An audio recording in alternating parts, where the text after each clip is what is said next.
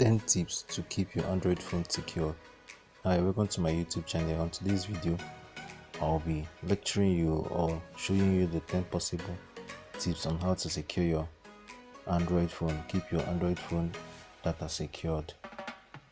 Android phone might get a bad rep, but they are actually quite secured, or at least can be secured.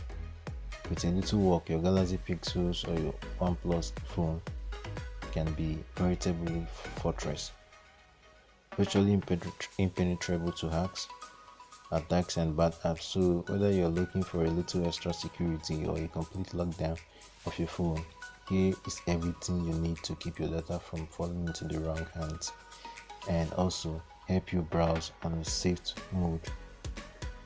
You just need to do these 10 tips on your Android phone and get the best results. But before we move on, I would plead with you to please subscribe, click the notification button, share, like and comment. Suggest to me the videos or the lectures you want me to give to you next. I'm open to doing so.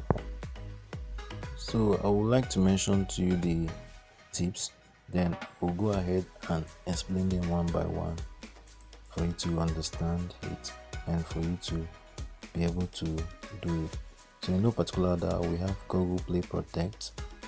Yeah, we also have safe browsing, that is for Chrome. We have Total Lockdown, Smart Lock. We also have two-step verification. We have secured Smart Lock and screen pinning. We also have Android guest mode, and last but not the least, we have Find My Phone. So these are the top best tips you can get anywhere. So I'll go ahead and explain them one after the other. So taking on the first one, app permission. In reality, most of the security issues we have concerning Android, it's all about your own negligence, either in failing to properly secure your device in some ways or in leaving open to too many windows that allow third-party apps to access your information. It's far more likely to be problematic than any manner of malware or scary sound you can ever get anywhere. So let's address this first part of the right off the bat. Despite what some sensational stories might lead you to believe, Android apps are never able to access your personal data or any part of your phone unless you explicitly give them the permission to do so. And while you can undo any of these things already, they might have already caused you harm. It's advisable to periodically do checkups on your permission, apps that you have already granted permission, and at least the couple of Android versions released recently included some important new app permission options. Specifically, you can now let apps access your location only when they are actively in use instead of all the time, and approve certain permissions only on one-time basis, limited uses basis. But any app that were already on your phone by the time those upgrades arrived would already had full unrestricted access to those areas of your devices, and it's up to you to revisit and update the settings as needed. So do this. Head into the privacy settings of your system and find the permission manager. That will show you, the permission manager will actually show you a list of all available system permission, including especially sensitive areas such as your location, your cameras and microphone. The same 3 areas incidentally that can be limited to one-time use only on any phone running Android 11 version. So if any don't see a permission manager, any permission manager on your phone, try looking into the app section instead. You can then pull up one app at a time and find its permission the way you want it. Do you want it to be on or not? So when you tap on this specific permission, you will see a breakdown of exactly which app are authorized to use the permission in and in what way. So you can then tap on any app to adjust its level of access and bring it down to the specific time or when you want it applicable, or you can remove its access to that permission entirely. So if there's any section of the Android security settings worth spending the time to revisit, I bet you this is actually the part. This is without a doubt, I'm telling you that this is the part that every Android user needs to revisit. Speaking of apps on your phone, this is a fine time to talk about Google Play Protect. Google Play Protect is actually the Android native security system that, among other things, continuously scan your phone for any signs of misbehaving apps and warns you if anything suspicious emerges, unless you or somebody else mistakenly or purposely disable it at some point. Play Protect should be up and running on your phone already, but it certainly can't hurt to double check and make sure it's on. So to do so, just open up the security sections of your Android system. That's the setting. Tap the little line label named Google Play Protect. It's just up there. Then tap the gear icon in the upper right corner and make sure the toggle they are active. Back on the main Play Protect system, you'll see a status written update showing you that the system is active and working. Yeah, it works entirely on its own automatically, but can always trigger a minor scan of apps on the same page. If you are ever so inclined, maybe just a feeling of bored, you can check this out and make sure it's running, because you don't know who might have disabled it or done something. So it's better you check this. One of the tips you can do to protect your phone from people or from hackers and other stuff. The next one is safe browsing. Actually, in every Android system, precisely, Chrome is typically the default Android browser, and as long as you are using it, you can rest a little easier knowing that it warns you anytime you try to open a shady site or download anything dangerous. While Chrome's safe browsing mode is enabled by default, though the app has newer or more effective versions here of the same system called enhanced safe browsing, and it's up to you to enable or opt in to it. You can read more about what exactly enhanced safe browsing is all about, why it might be advantageous to activate, and how you can get it up and running on your own device. You can get this from Chrome Security Columns. Check it on Chrome Security Columns, and you can do this anytime, or you can go to Google Play Store and get this enhanced safe browsing app. It's actually good for you, and most updated Android system don't have it, so you can go and download it. That's actually good for you. So let's look at the next tips: lock screen limitations. If anyone else ever gets the information that shows on your lock screen, you don't want them to be able to access any of your personal information. So most information that comes to a lock screen will always want to be the one to see it first and read it.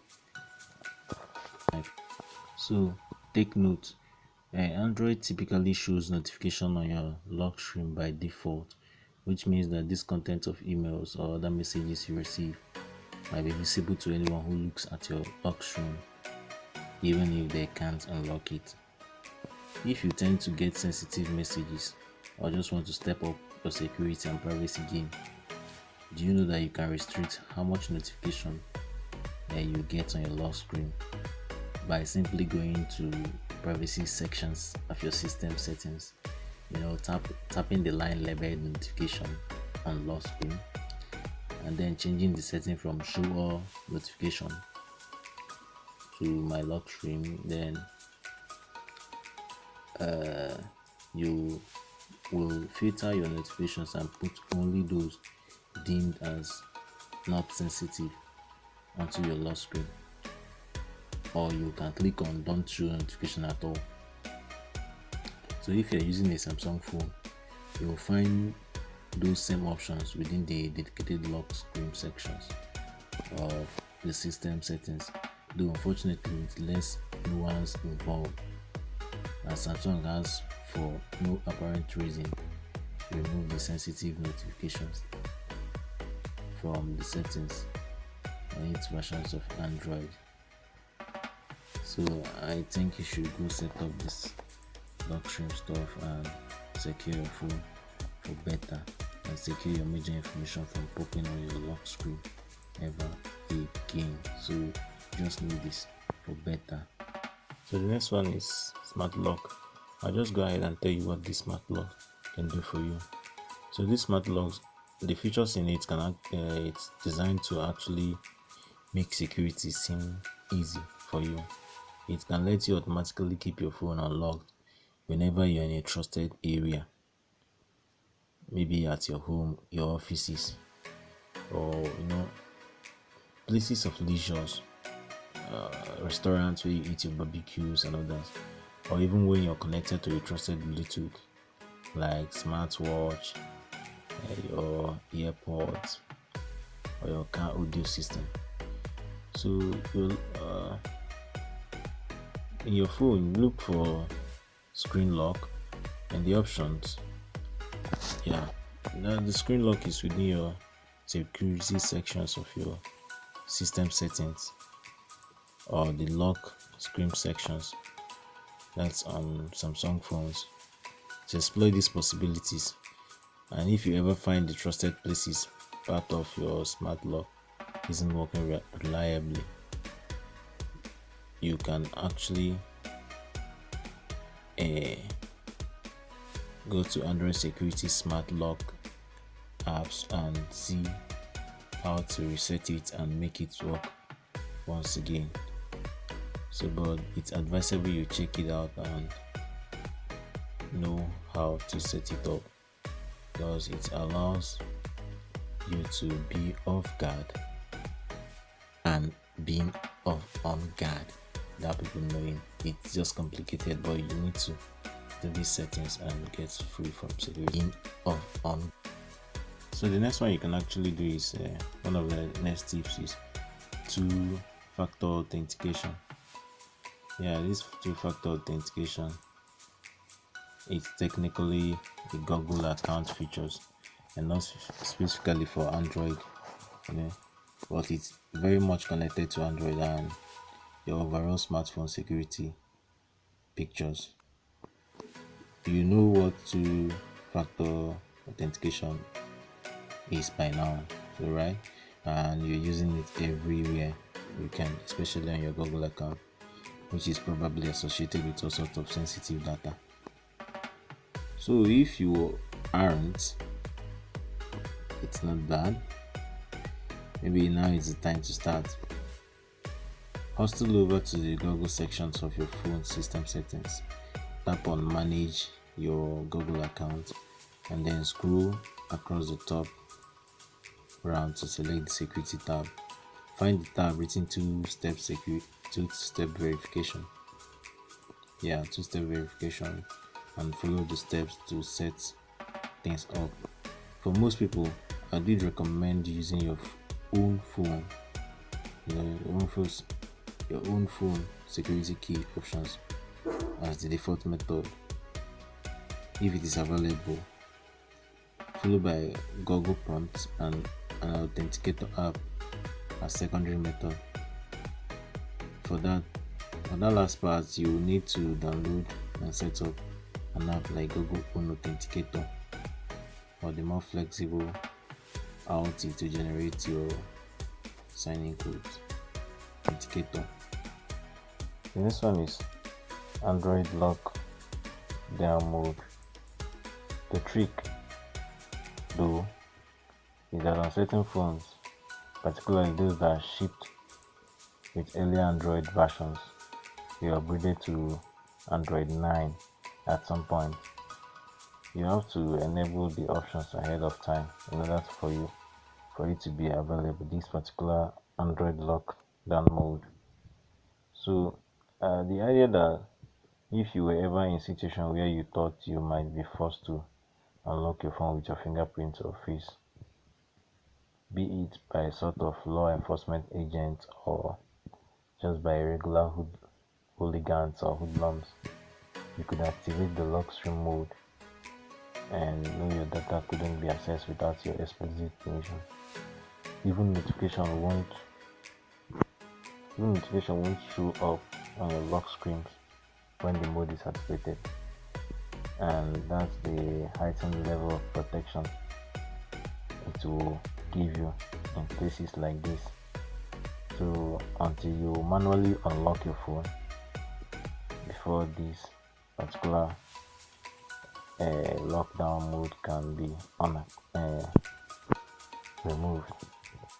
So whenever you find yourself in such situations, situation like when your phone wants to be forced up from you, you have to enable the option ahead of time in order for it to be available.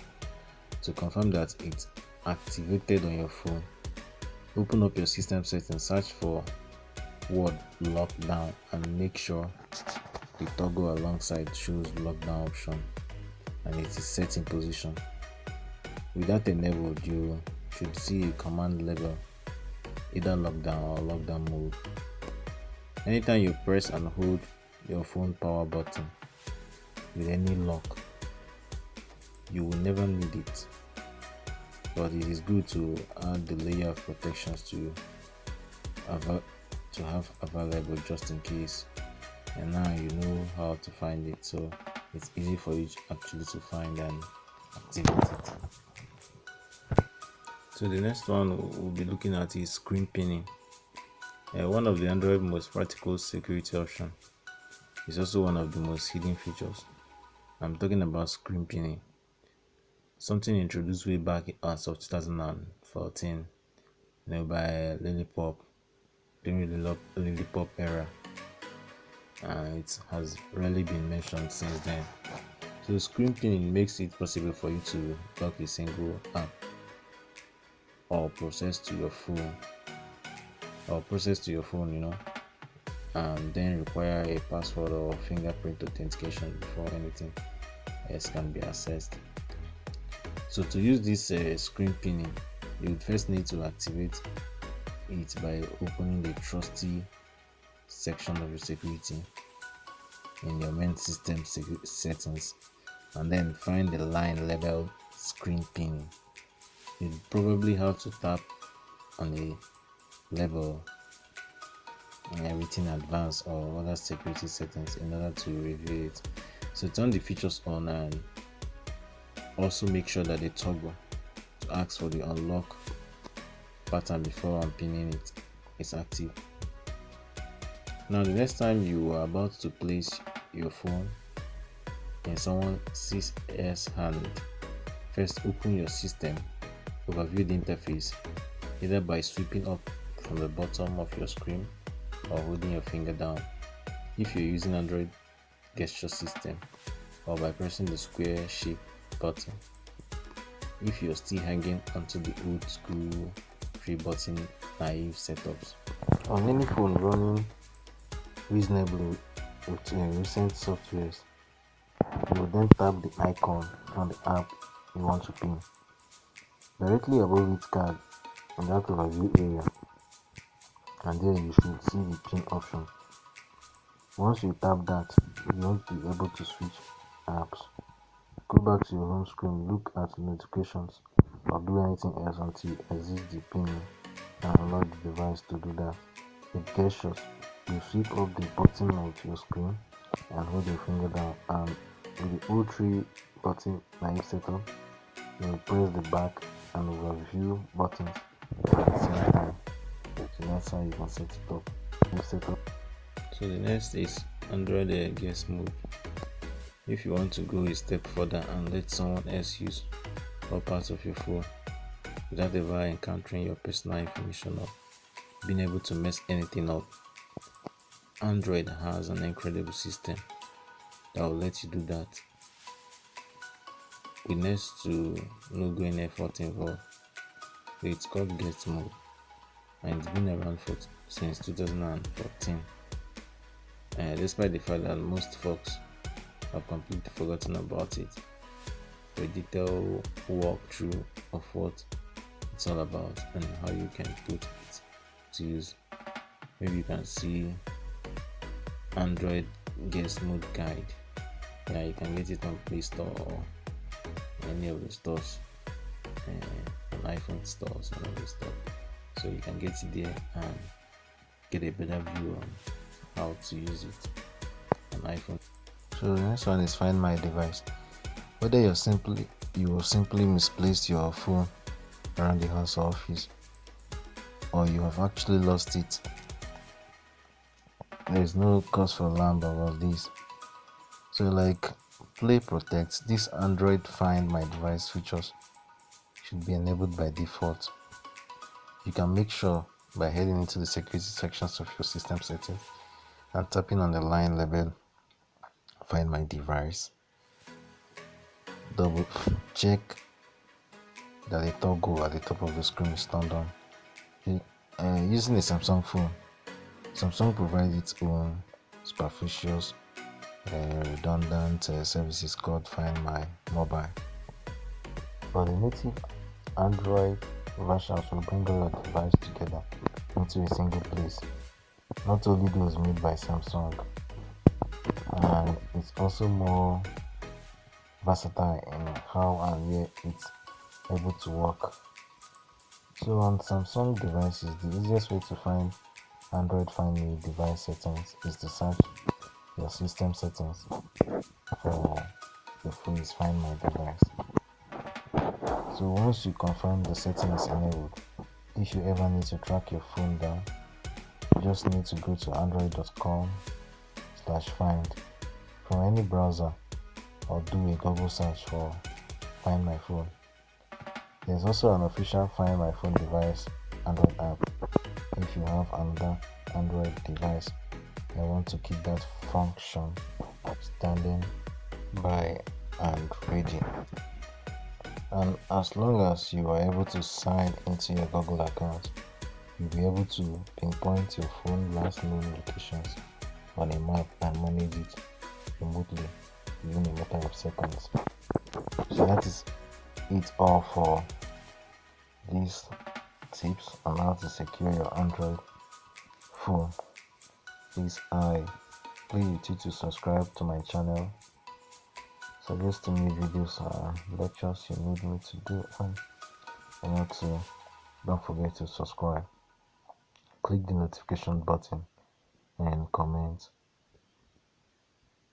So you can also comment on ways I can improve my videos, on ways I can actually help out more and improve my videos. I am open to accepting suggestions and advice. Thanks for being around with me today. God bless you abundantly.